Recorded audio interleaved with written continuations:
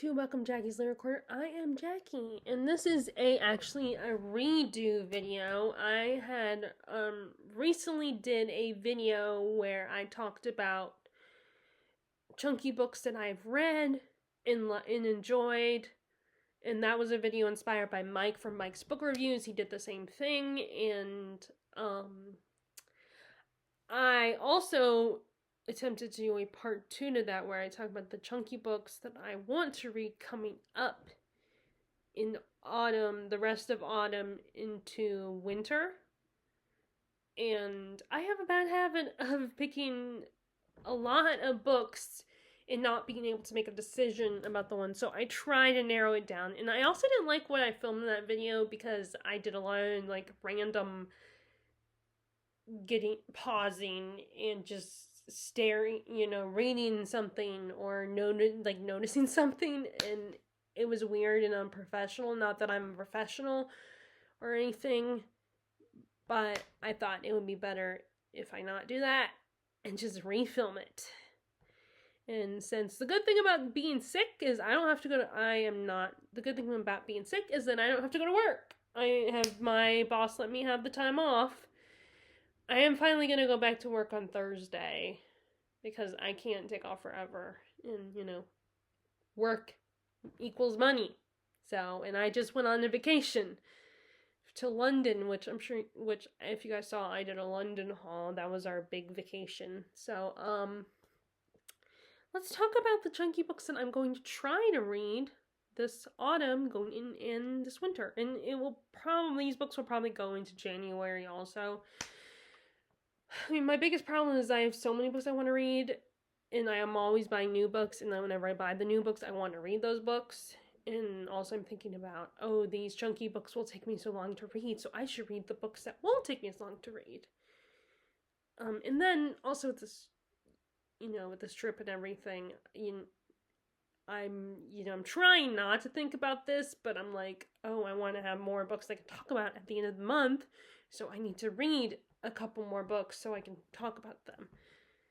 And I know it shouldn't be about the quantity of the books that you read. It should be about the quality. And I am enjoying my books that I've read, and I, mostly I'm, most of the time, well, almost all the time, I don't read books just because, I'm trying to mark off, I'm usually interested. But sometimes it will be a shorter book that I end up being disappointed by, or I'm just like, let's just get it done because it's not that long. Like, I just read the book that inspired Moulin Rouge, which is one of my favorite movie musicals, and it ends up being not, I still prefer the movie over the book. And I mean, it's not even Moulin Rouge wasn't an adaptation of this book. It was inspired by this book. So it's, but anyway, let's get to the main point of the video, which is talking about the chunky books I'm going to try to read. So first, so it is Victober, and so I'm going to include, so some of these books are going to be for Victorian Literature Month. Now, let me mention that I'm not including, there's the 2 new books that I bought when I was in London that you guys saw. I'm not including those in this list, but I'm thinking about reading those because all of a sudden, new shiny books, so I want to read those. But they're not going to be included here. So this first one is Wilkie Collins is The Woman in White. So at first I was going to read, the original plan, I was going to read The Moonstone because it's a little bit shorter. It's still a little chunky, but it was shorter than this. But then I decided I had already started this one, and I hadn't started that one, so I figured, I was like, maybe I should start reading this one first, and then I could read The Moonstone and come back to The Moonstone. But I also have Armadale to get to as well, which I had started as well at some point. But also, and then someone, I think it was Katie from Books and Things brought it up. She was doing a video on recommendations, and I think she mentioned this book. It might have been someone else. Might have been like Tristan from Tristan and the Classics, who's brought this up. But one of the people that I watch that talks a lot about classics reminded me of this book. Um, so I got so this is a bit of a mystery, and it sounds like Willie Collins is known for mysteries, for writing, like all his books are mysteries. And it's this gentleman. I don't know if I think he's a teacher. He goes to on his way to his new tutoring job. He meets this mysterious woman that's all in white. She's very lost and confused, and he tries to help her, but then she leaves, and he runs into these men who say they're looking for this woman in white who's an escaped, like, she's insane or something. And he lies and says he did not see anyone. And then he gets to the house where he's supposed to be teaching these girls, and one of the young girls there, looks like the woman he saw. And that's all I remember. And obviously I did start it, so that's why I'm picking up again, because I feel like I made progress. I mean, I felt like I had started it, and so I should come back and finish it, because I have a lot of books that I've started to read, but I have not finished them, and I should get back to them. And this has, like, it looks like it's in the 600 page mark, so yeah, it's a chunker. And unlike Mike, I'm focusing not just on the over 1,000 page books, but on the ones that are the 500s and beyond. So, because I have a lot of those, because even the 500 ones that start with just that have only like 500 pages, still it can take me a while to read. So that one in honor of October.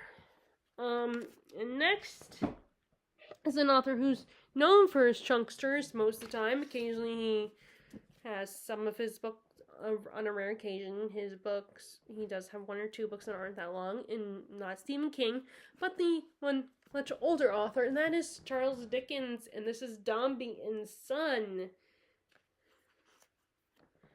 And I've gone farther along in this one. This is about, you have Mr. Dombey, who he's always wanted a son to, continue the family business when he dies. But before he had a son, he has a daughter, Florence. But he's kind of dismissive of her because he thinks girls aren't worth anything. So she's kind of forced to take care of herself, and then his wife ends up dying, giving birth to the son he's always wanted, Paul. But things don't turn out the way Mr. Dombey planned, even though he has a son now. And it's kind of mostly about his relationship with his daughter, or lack thereof, and how people feel sorry for her in her life. And obviously, and so far, I'm really enjoying it. I love Dickens' characters in all his books. I mean, even in my least favorite Dickens novels, like Hard Times, I don't love that one, but still the characters were good. And I obviously wanted to finish this one. This one this is even longer. This is in the 900 pages, so close to 1,000. So, like, the last chapter is before the appendix is 948 pages.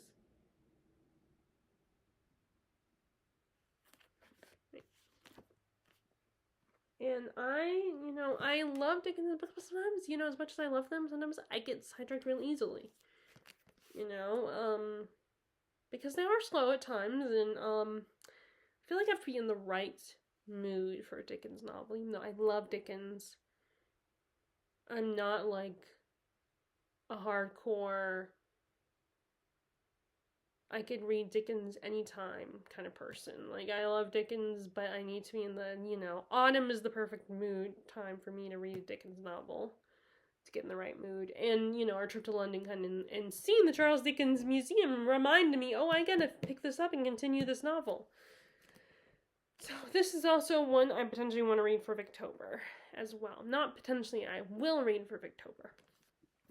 So those are the two Victober ones. And then we have we finally have a Stephen King novel. So I do need to read The Stand, but that one's almost as, I don't know if that one's longer than it or not as, or maybe it is longer. I don't know, but I will come back to that one. I do need to read that one, but I decided The Talisman was the book I was going to read next. Now, it is a recent purchase, and I'm trying not to read all my recent purchases and focus on some of the ones that I've had for a long time. But I'm going, I decided to go ahead and include this one as well in this list. And I don't know a lot about this one, except that it's a coming of age story. And let's see, I think, I always, because it's, I haven't started reading it yet, so I don't have it memorized what it's about yet. Okay, so it looks like one of those ones where he has to travel, go on an adventure. One of those, like those typical fantasy stories where, the young person has to go on a quest. That's where I was looking for, a quest. And I believe his mom is, ends up, did she die or sick or something? And there's parallel worlds involved, and I think there's a loose link to the Dark Tower series, but I mean, a lot of his books, except for the Bachman books, are linked to the Dark Tower, I think. But yeah, so I figured let me just read this first, and then I'll come back to the fourth book in the Dark Tower series, Wizard in Class, which that's another one I need to read. So, I don't know when I'll get to this one, but, maybe November, or maybe Victober, I don't know. I mean, it wouldn't be for Victober, obviously, because it's not Victorian literature, but in October. Okay, so, then we have, The Grace of Kings by Ken Liu. So, this is a fantasy series, Asian-inspired fantasy, and a lot of people describe this first book as a prologue to the series. Like, the whole adventure doesn't start until book 2.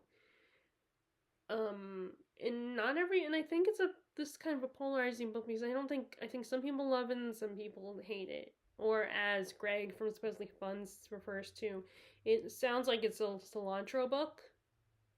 You know how when there are people that love cilantro and then there are people that hate it and think it tastes like saddle soap, which I don't get. I'm like, have you tasted saddle soap? Or I guess if you smell something, then you know how it tastes.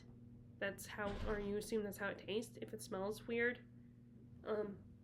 Anyway. So this is a book that this is one of the rare times where I have all the books in the series already. And I had got the third, I've been slowly picking up the 4 books from this series. I had just recently, before we left London, I recently purchased book 3. And my dad did a book event in the community bookstore, and my uncle was with us at the time, and I was talking to him about it and telling him how when it comes to series, like, first of all, that bookstore is the only one that has all I've seen with all the books there. So I would either have to go there or buy at Thrift Books or buy on Amazon or something, and all the books in the series. And sometimes, I will take a long time before I accumulate all the books in a series. And then, I might get, want to get a new book when I'm at a certain bookstore. Or, after a while, I might get, be like, I like the series and everything, but all of a sudden I'm not as interested. and then I don't always finish the series. But anyway, so I was telling him all that, but I bought the third one, and then, he was like, go ahead, buy the third one. And my mom also was like, oh, you may as well buy a book while you're here, because, you were in a bookstore. So I bought it, and then we left, and then we come home from London, and I see a bag from that store, and realize my uncle bought me the fourth book. So I was very happy and very appreciative of that he bought me the fourth book. So now I have all the books in the series, and I figured, I need to pick it up and read the first book finally. And I have started, I read the first chapter once, but I haven't come back to it. So, not recently, but a while back I read the first chapter. So I figure, you know what, I should probably read this. And I did intend originally back in May to read it, but then back in May I was also trying to read all the Filipino books I've acquired recently, because I've been trying to get in touch with my Filipino heritage. So I've been reading a lot of Filipino literature, and I was gonna read this, but then, it didn't happen. So I decided now would be the time to read it. And I don't know when I'll get to it, but I feel like soon, again, another one of those sooner rather than later books that I need to get to. Okay, so next. Okay, now we're kind of on a pile where it's debatable if I'm going to get to them or not. Well, those, it's debatable too, but this is more my winter books, big chunky books that I want to read. So we have The Revolution of Marina M. Now, this one I've had for a while, but was a purchase from Given Bookshop, and it definitely sounded really interesting. It's this woman who was born in, this woman who becomes part of the revolution because she's kind of bored of her rich life, her privileged life, and she becomes part of the revolution, and she gets mixed up in a bit of a romance that gets her into trouble. I'm trying to see how much I can remember from the back of the book without looking at it. And also what got me kind of excited, reminded me, what also got me kind of excited, not just the plot, but this is a little silly little thing, but there's a blurb from Steve Donahue, who is one of the BookTube royalty. And I really like his channel. I enjoy watching him. So seeing he blurbed this, and I know he's a reviewer, it got me more motivated, because he liked this novel. He said it was powerful narrative, beautifully and propulsively written, and the experience generally does share the opulence and intimacy of the great Russian masterpiece. So I figured it must be good. Granted, not everything. There's no guarantee I'm gonna like everything that Steve Donahue likes, but he thought it was good, so that got me motivated. And still haven't picked it up though, but I definitely want to pick it up this winter. And even talking about these books now makes me want to pick them up, but I have got to narrow this down, because especially with big books like this, chunky books like this, there's no way I can get them all read, even if I only read these books. This is 800 pages. Oh, wait. It says end of book 1. So, is this part of a series or something? I don't know. And also, this is the same author who wrote White Oleander and Painted Black. I've never read either one of those, but I remember seeing clips from the movie White Oleander. I think Michelle Pfeiffer, and I don't know who played the main girl in that, but I know Michelle Pfeiffer plays Michelle Pfeiffer and I know the other actress. Me, Myself, and Irene actress, and she was also in Bridget Jones's Diary. I cannot remember her name, the actress, but those two women played the main girl's mom in White Oleander. One of them, I think one of them was the adopted mom, and one of them is the biological mom. But I have not read it. So there's that. And then we have, so next, this is one I definitely really should prioritize. And that is the fourth book in the Wheel Time series, The Shadow Rising. I really need to get to this one. I think you know, that's probably why I got bored with the series yet, is because I, you know, take forever with the series. I haven't even watched season 2 of the show yet. I don't know if I will or not. I know that a lot of fans of the book series are not happy with the show and kind of gave up on it. And it's the same thing with Rings of Power. Lord of the Rings fans kind of gave up on the Rings of Power season, you know, the show, and aren't even bothering with season 2. Which it's so, I imagine it's kind of frustrating because I'm always rooting for adaptations to do well or to at least do decently, and it seems like these fantasy adaptations aren't that great. I mean, even the you know, adaptations like Bridgerton adaptation, people still have their problems with it, and I believe they should have 2 more episodes for each season instead of 8. It's like adaptations are just in a rough spot right now. Sometimes they do well, sometimes they don't. I mean, most of the time they don't. But I do want to read the 4th. But I do need to. Oh, don't do that. Don't lose it. I mean, I only read 1 chapter. I haven't even read chapter 2. I haven't even started reading chapter 2. I just randomly brought it with me one time when we were running errands. I had it with me, and I read chapter 1 while I was sitting around the store that my dad was at, but I haven't picked it up since, and that was a couple years ago. So I might need to reread chapter 1.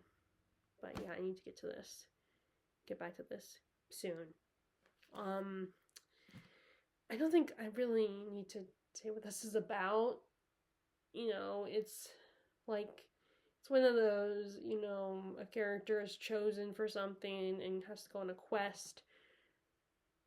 And, like, there's good versus evil and everything. And it's often been compared to Lord of the Rings because Robert Jordan in the first book was inspired by Tolkien.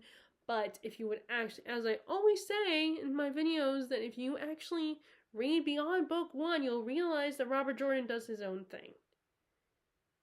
You know, that always bugs me how, like, those, you know, how there are some Lord of the Rings fans who are just dismissive of this because the first book was, you know, inspired by Lord of the Rings and has some similarities to Lord of the Rings. And it's not like Robert Jordan lied about that, as far as I know. He didn't, you know, he admitted it. But it's not like he was copying exactly. I mean, and just people, I think it's just kind of people are protective and they feel, you know, but it's fantasy. You should know by now that it's hard to do something completely 100% original with fantasy. You know, most things become tropes or cliches anyway, so. Anyways, I have got to get to book 4. Okay, so the last book I'm going to mention to you guys, the last Chunkie book, is The Luminaries, by Eleanor Catton. As you can see, most of these are books that I've started to read, but then put them down. And this was one that I originally borrowed from the library, then I realized how long it was, and I was like, okay, I need to just buy this book. So I kept an eye out for the paperback because I was not going to buy the hardback, for obvious reasons. But this is kind of set in the 1800s, New Zealand, during the gold rush, and this guy's friend goes missing. He might be murdered. I don't know. I don't remember. And he's trying to find out what happened to his friend. And I think, you know, there's a lot of references to the zodiacs, the star signs and everything, and it does discuss I think they're Aborigines. I think that's what they would be considered. The right term, the right word. I apologize if it's not, but let's see. Blah, blah. Okay, remember sketching. Gold has been discovered. Okay. Looking in the back, it says gold has been discovered. Okay, so yeah, so it's a bit of a mystery. I want to say, for some reason I was thinking that there's might be some magic involved, or maybe magical realism, but I don't know.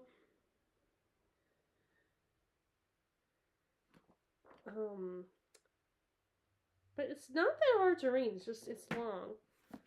Like, that's my problem, that the books might not be that hard to read, they're just super long.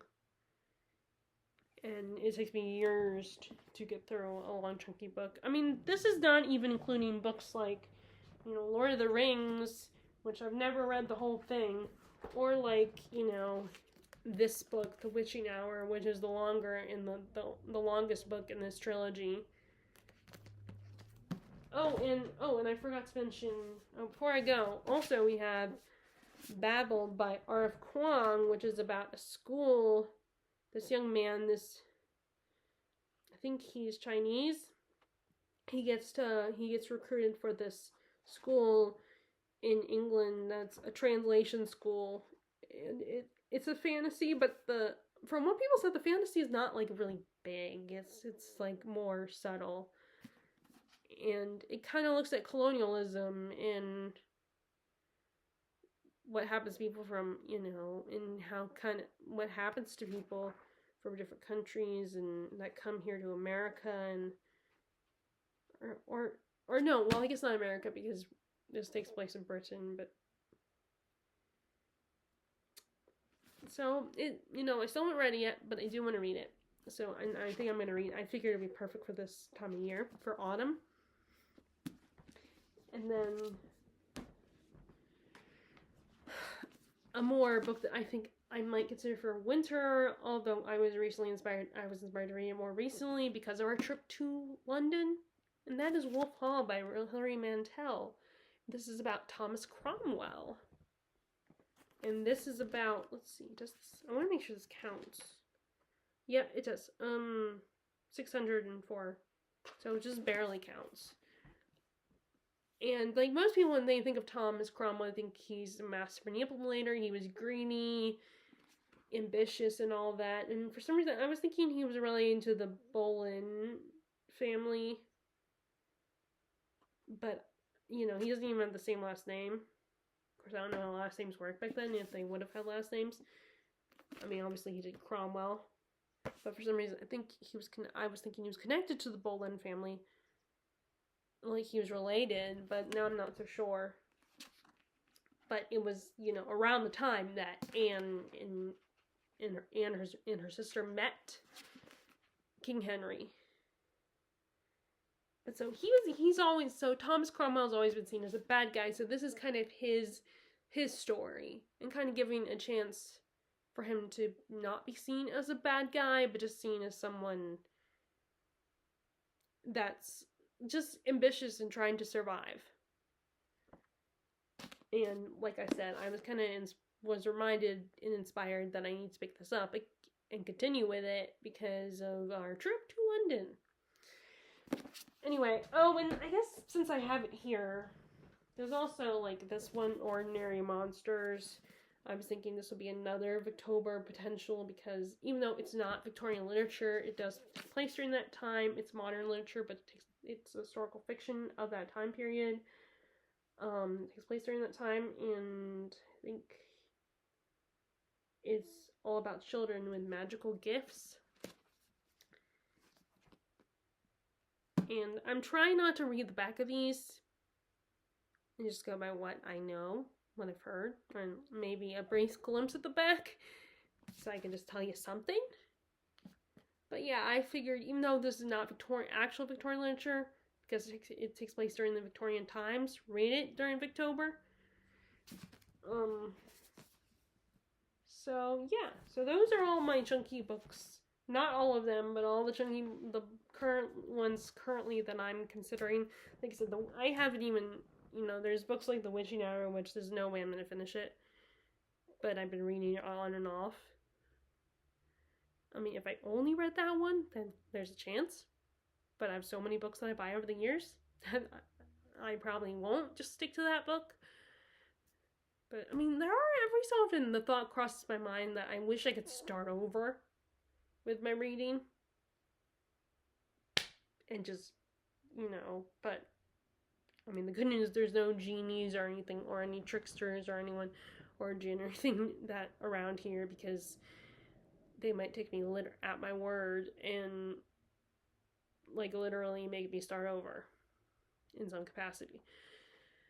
If magic was real. Anyway, so I would love to know what Chunky books you guys still need to read if you read Chunky books. Feel free to share in the comments below. And if you guys like this video, be sure to give it a thumbs up. Click subscribe if you haven't already. And click the bell notification button below if you want to be notified about my latest videos. And I hope you are enjoying your reading and would love to know what you are currently reading. And I will talk to you all later. Bye.